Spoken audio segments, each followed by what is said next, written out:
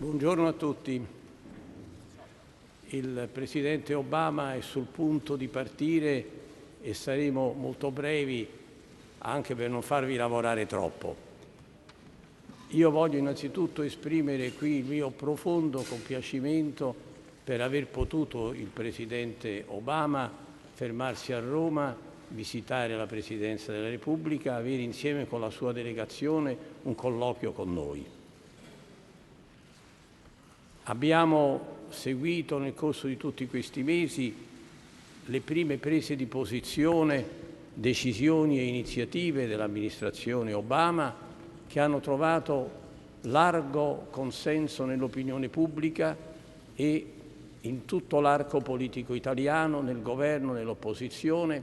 Io ho voluto mettere soprattutto in rilievo, parlando col Presidente, come l'adesione alle fondamentali scelte di collocazione internazionale dell'Italia sia larghissimamente condivisa da lungo tempo e negli ultimi anni abbia anche assunto la forma di una larghissima condivisione della partecipazione italiana a missioni di pace e di stabilizzazione in aree di crisi.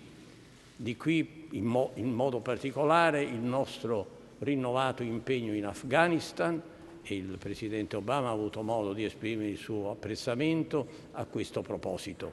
Abbiamo toccato molti altri temi, io desidero soltanto mettere in evidenza come abbiamo potuto trovarci d'accordo nel insistere sul ruolo che l'Europa è chiamata a svolgere in un mondo che è profondamente cambiato, un mondo in cui il centro di gravità delle relazioni economiche e politiche internazionali si è spostato lontano dall'Europa e in cui però l'Europa ha ancora molto da dire per la sua esperienza di integrazione, per il suo modello di economia sociale di mercato, per gli storici valori a cui si è ispirata e si ispira ancora la costruzione europea.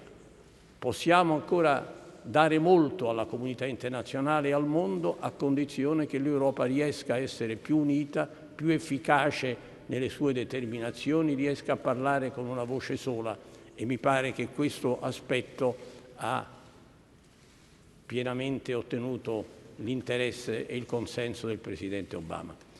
Infine siamo alla vigilia del G8 nelle sue diverse dimensioni, nei suoi diversi formati, nei prossimi 3 giorni e abbiamo anche constatato come nella preparazione di questa importante assise internazionale, innanzitutto sulle questioni cruciali della crisi finanziaria ed economica e delle misure necessarie per superarla, ci sia stata una forte convergenza di vedute e di proposte tra il Presidente Obama, l'amministrazione americana e il governo italiano. Grazie e buon lavoro all'Aquila.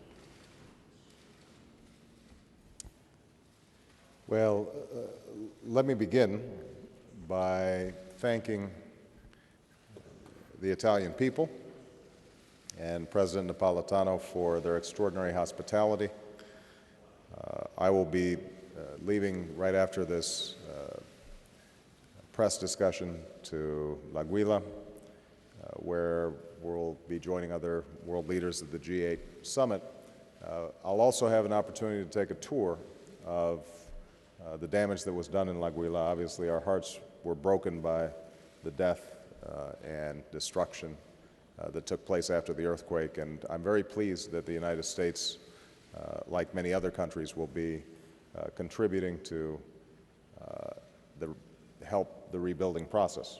In fact, we have, along with the National Italian American Foundation, already identified projects to help rebuild facilities at the University of L'Aquila and to provide scholarships and summer programs. And so that's a nice concrete affirmation of the extraordinary friendship between the Italian people and the United States.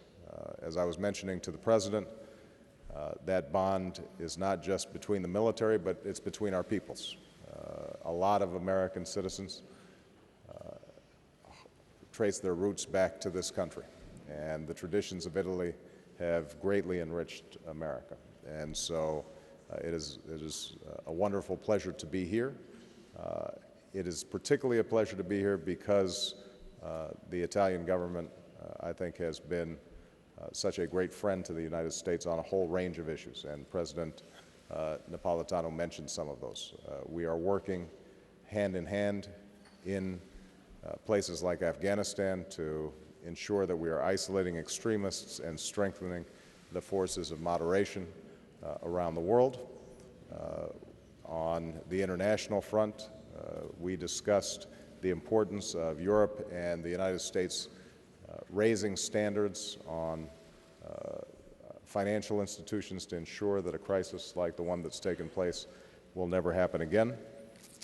President Napolitano was keenly interested in the work that we were doing in Russia around nuclear nonproliferation, and he agreed that even as the United States and Russia find ways to fulfill our responsibilities to reduce our stockpiles, that it's very important for the world community to speak to countries like Iran and North Korea and encourage them to take a path that does not result in a nuclear arms race in places like the Middle East, and that there are other means by which countries can ensure their sovereignty and gain respect around the world.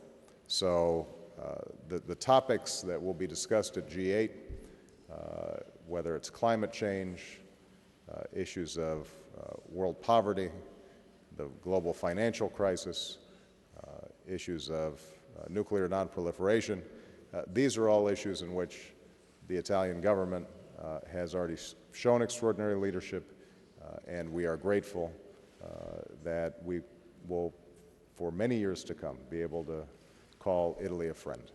And just a personal note, I had heard of the wonderful reputation of President Napolitano as somebody who has the admiration of the Italian people because of not only his longstanding service, but also his integrity and his graciousness. And I just want to confirm that everything about him that I had heard is true.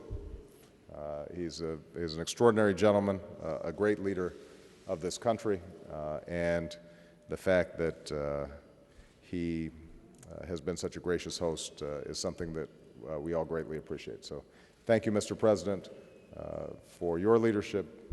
Thanks to the people of Italy for your great friendship to the United States.